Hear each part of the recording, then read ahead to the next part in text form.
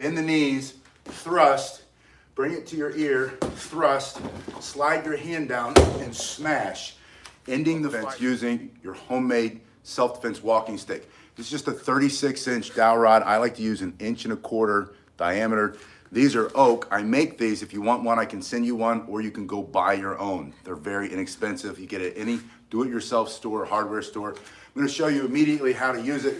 The first thing I like you to do is bring your hand down the back, bend your knees a little bit as you pick it up so that your knees are bent, and you come forward with a strike right into his face for self-defense. So you're walking with your homemade walking stick, you bend your knees, you explode coming right into his face with this hard piece of wood. Hello, Mac, it's good to see you. So you're just doing this simple thrusting motion. Notice that you keep it in the center line of your body and it's not coming from the outside on this first strike. Now from this position, I want you to answer your phone. Bring your hand to your ear. That puts it in your other hand and you're gonna thrust right into his throat or his face, the soft tissue, anywhere you can remove or destroy his ability to hurt you for self-defense. From here, slide your hand down and then strike, smashing on the top of his head. So that basic combination I want you to practice. It's in your back hand, your other hand is up, you're telling back up, you're gonna defend yourself, you're giving verbal commands, stay away from me, bend the knees, thrust, bring it to your ear, thrust, slide your hand down and smash. Ending the fight as quickly as possible. Good afternoon, Matthew, Patrick's here, and Ian. It's good to see you. Ian is in England. Ian, it's good to see you again. Awkward the cat, nice to see you too. So your hands are here, you're in what's called a bladed stance. It means one foot's before the other one. Your body's a smaller target this way. Your hand is up and open. Your hand's open because you're not trying to fight, you want to stop the fight. You want anybody watching or any camera that's taping you to see that you are not the aggressor, you're the defender. It's your human right to make him stop. Back up, you're too close. If he comes in fast, because your elbow's bent, he's gonna run into that arm. You can pick this up and you can still strike him this way. You can also swing this up, smashing between the legs, coming up very, very quickly. Hello, Vayner, it's good to see you. So your hands here, slide down, bring it up, answer the phone, thrust, slide the hand down here, and bring it down over the top. Everything in the center line of your body to make him stop. This is stick fighting for self-defense using your homemade walking stick. Again, this is just a 36-inch dowel, an 1.25 inch. And Wilson's good to see you. Wilson says he likes the videos. It's just a very hard piece of wood. It's very easy to make one of these, and you can bring it with you on your walks, when you go from the car to the house. You can have it with you in a lot of places. From here, the second striking combination I want you to practice is slide your hand down the front and then point your thumb, literally, point your thumb at the threat. What that's gonna do, your hand slides down the front, point your thumb at the threat, that's gonna get it into your front hand, and with a two-handed strike, you're gonna thrust into the center line of his body. You wanna take his ability away from his ability to hurt you by striking into the solar plexus, maybe right into the chest, into the throat, into the face for self-defense. Slide the hand down the front, aim, and this thrust is your first motion. Now from here, you're gonna slide your hand down to the tip again, lift your back hand up over your head. As you do that, your hand is going to change into this position. So you were here, and now you're here. I have a little cut there. I don't know where it came from. I was driving around and I have my hand on the console and it's all bloody this morning. I was doing a lot of work. Anyway, your hand's here. I just saw that cut. I was wondering where all that blood came from. Thrust in here, slide it here, bring it up, and smash as hard and as fast as you can over your head for self-defense. Now, when you do this, notice that your hands stop in this position. There's a separation between your hands. If they come together, you'll over-rotate and you'll lose control of your strike. If you lose control of your strike, now you're open, he can close the gap and hit you. If you stop here and you miss him, your stick is still between you and him. And that's nice because that gives you the advantage of having reach over whatever blade he might have. He might have a blade like this or something else. He might have a kitchen knife, that's really common these days. He might even have a machete. Unfortunately, that's getting more common, but you're still gonna have a reach advantage with your homemade walking stick. So again, in the back hand, slide down the front, bring it into the other hand, simple thrust, let it slide back, so your hand's in the very end. Your back hand changes grip as it comes up, and strike full force. This will knock somebody out, or worse for self-defense. But that's what you want. You want to end the fight as soon as possible. Again, you can start in this position. You're here, back up. I will defend myself. Don't come any closer to me or my family. Get away from me. You're sliding your hand here. You're here, thrust, pull, and strike. Now, you might carry it like this. And if it's in your hand this way, as you're walking, I see most people who don't use it as a walking stick do carry them this way. From this position, there are two ways to get it into the fight immediately for self-defense. When you're in stick fighting, one is to turn your palm up. The other is to turn your palm down and grab it over the top. Either way allows you to step and thrust, slamming the hard piece of oak teeth, through his nose, stopping the fight. If you're here, it's the same thing. If you turn it this way, you can strike coming off of the shoulder. If you turn it this way, you can strike coming off of the shoulder. So you can do it both ways. It's just with a different grip. One way is not superior to the other way. It's just what you practice and what position you get in from the beginning. So there's this simple thrust here with your split grip. Chopping from the neck here. You can also slide your hands along the side and change position, bringing it down over the top, up into his body. You can bring it up under his legs. You can sweep and smash his knees out. And again, that's in both hand positions. You can swing this way, come into the body there, bring it down over top, all carrying it just from this position. So there are three ways to get into the fight when you're stick fighting for self-defense using your homemade walking stick. The first way, slide down the back, bending the knees, and thrust. From here, you can also swing, bringing it across. You can bring it up in a blocking motion, maybe swinging something down over your head. You can quickly, using your hands, get it up. But as soon as you block, don't stay in the block, go right into the strike. And the only way you're gonna do that is if you practice it over and over. Now, you might not have your stick with you, but you'll always have your stick fighting for self-defense skills with you, which is why I like you to practice with this. So you might practice with this in the backyard, in the garage, in the living room, wherever you have available to practice, but then you don't carry this with you because maybe you can't take it with you everywhere you go. But this is about the same size as many good umbrellas. In a nice umbrella, you can do almost all the same techniques. I did another video about 2 weeks ago using an umbrella that was 36 inches long, which is exactly this size. And the umbrella that I used was just a nice corporate umbrella, and it's pretty indestructible. You can swing, you can strike with it, you can thrust with it, you can bash with it, you can box his ears with it, you can do a rifle butt or a bayonet attack strike, you can do a rifle butt strike coming down over the middle, and it all works. Now, one exercise that I wanted to leave you with is start with it between you and the threat with as much length as you can get, but always leave a little bit here at the end. That's how you can jam that like right into his teeth or into his throat. If he's too close, you can bring it down this way. You can hit him here, and then as you're stepping back, you can bring it down and strike full force. So from this position, I want you to bring it in to your shoulder and trace your head or come around your head. This motion here is going to teach you to keep all your strikes coming from the center line of your body. And you're going to notice that when you do this strike, you're pushing your hand and you're not pulling your hand as much as it seems. It seems like when I do these strikes, when I teach you in person, and you repeat what I do, I say, now do this strike, and I show it this way, I often see you do it like this, which is not the way I want you to strike. If you do it like this and he closes the gap, your arm's gonna wrap around him, you're not gonna hit him. If you do it like this, no matter how close he is, he's gonna run right into your stick, and you're gonna take his teeth out from his face for self-defense. So the way you clean up that strike and make it more effective, there's still gonna be a little bit of a pulling motion, but that's gonna be on the follow through.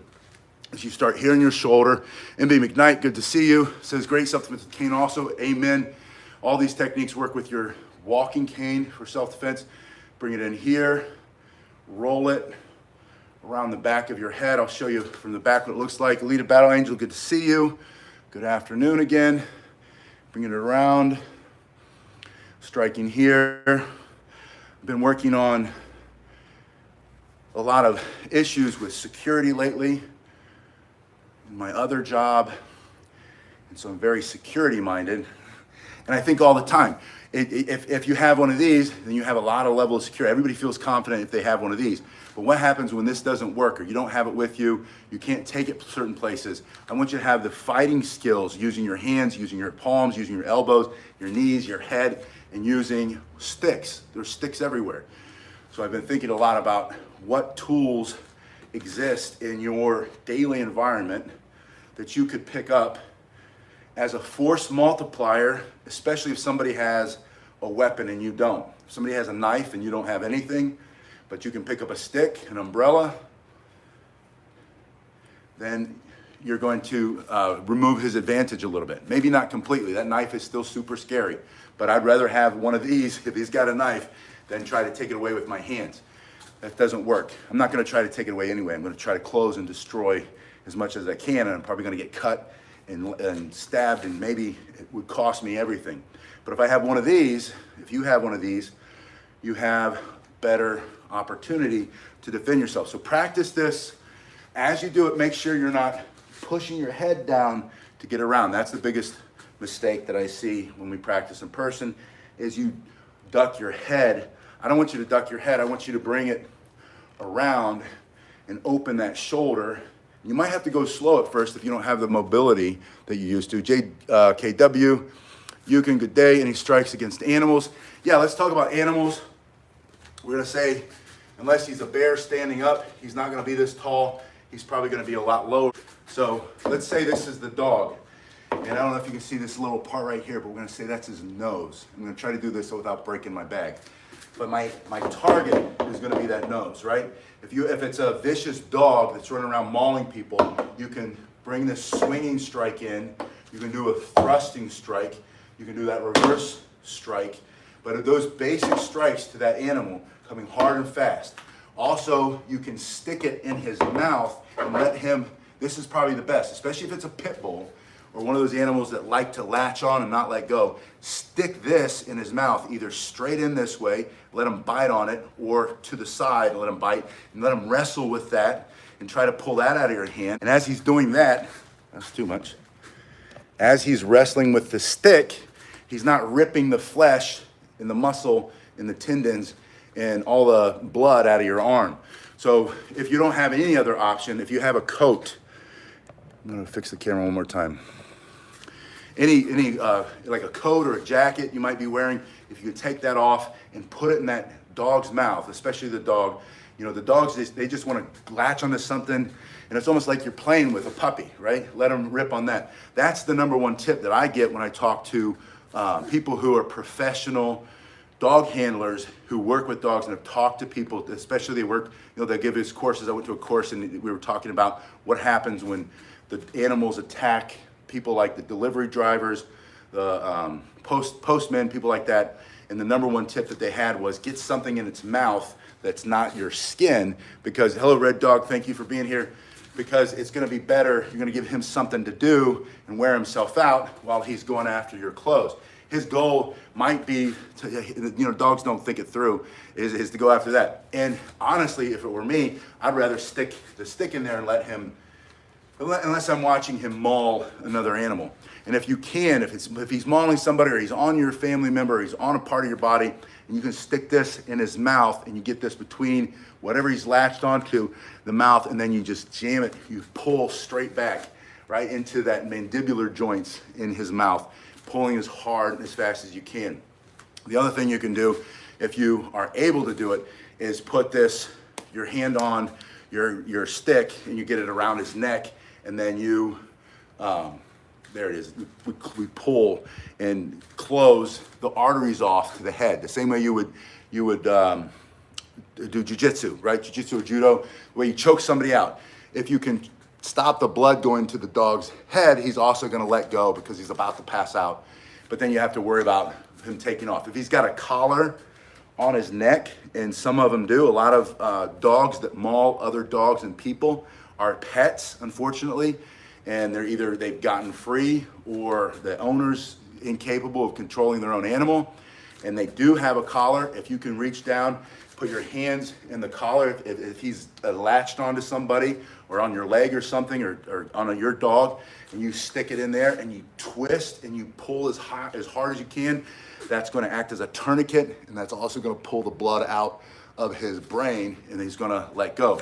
But if he's just coming at you, and you don't want to get in the habit of these big wide swings, because if you miss, that dog can close the distance quickly, and he can get you. Vendor asked, what's my everyday carry? I assume you're talking about this. Depends on what I'm wearing, I have many, many, many options. In fact, I was headed to the place where you practice that kind of stuff to decide on what option I wanted to use for an upcoming event because of what I'll be wearing, and I want to make sure that I like what I'm carrying, and it doesn't do too much what's called printing. That's where you can see it. It's not considered concealed if you look at somebody.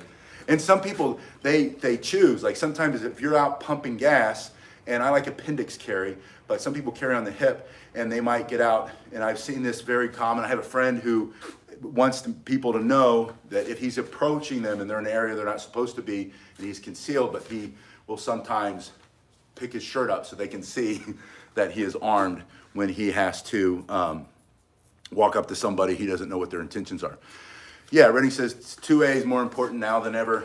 But a lot of you live in areas where you can't carry. If you're in England, if you're in Canada, a lot of those rights are going away. Australia, New Zealand, all those rights have already gone away.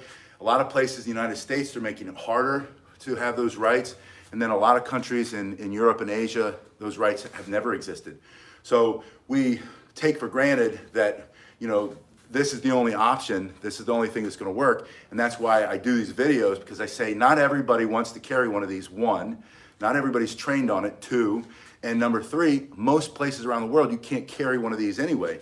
So learning how to defend yourself using other self-defense tools is very important. It's extremely important to me. That's why I do it all the time. And that's why I appreciate you guys being here and sharing. And again, if you want one of these, if you want me to send you one, I make these. And this is just another way I keep the lights on. I make just a tiny, it literally is a small amount of profit. It's more because I like making them and sending them out. But if you want one, there's a link in the description below, or go buy your own. Go buy a dowel rod. I'm getting ready. I have a new source of Osage wood, which is it's what the Native Americans used to make their bows out of and their long weapons. And I'm gonna make, it's extremely strong. It's a lot harder than oak, and it's gonna be heavier and hit a lot harder. And I have a bunch of options coming up for the short stick, the ton bow, for the han bow, the joe, and then the bow. And then we're also gonna make it into a walking cane. We're gonna have some walking canes available that are made to my specifications. Anyway, you guys have been really awesome. Yeah, Jake, KW says, Texas, you're free. UK, you can't carry guns there. But I found the bow staff videos very effective. Thank you for that. So if you're in the UK and you're one of these places where you can't carry one of these other self-defense tools that are common here in the States, then learning how to defend yourself with sticks, and you might not be able to carry a stick down the street like if you're in London, or if you're in a highly populated area that might draw a lot of attention, but you can carry your umbrella.